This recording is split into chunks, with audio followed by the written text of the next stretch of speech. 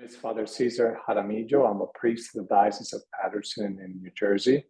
I'm back in Rome at the Greg, currently pursuing my JCD, doctorate in canon law. After being 4 years away from studies, I have been back in the diocese for 4 years, parochial vicar at 2 different parishes, and then Bishop has now asked me to return to Rome, to Mother Greg, and pursue more studies in canon law. So my experience at the Gregorian really began in 2013 when I arrived in Rome as a seminarian.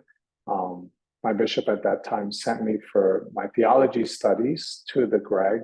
And so from 2013 to 2016, I studied theology and thereby achieved the STB, which is kind of like our bachelor's back home in the States, bachelor's in theology. And then he asked me to pursue a licentiate, kind of like our equivalent of a master's degree in canon law. So I did that from 2016 to 2019. I was ordained a priest in 2017. So you can say that the first 2 years of my priesthood were spent at the altar and then behind the desk as a student. I would say, to quote scripture, to whomever has been given much, much is asked of them, right?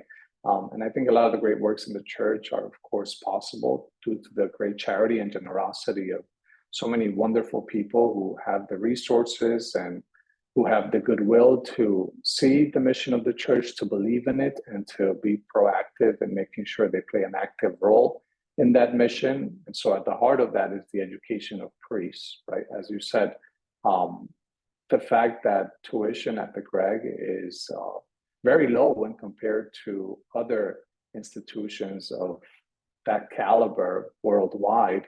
I think it's a great testament to the generosity of those benefactors, those people who see that educating priests is important, right? Not only for the mission of evangelization, right? But also so that we can have an educated presbyterate, right?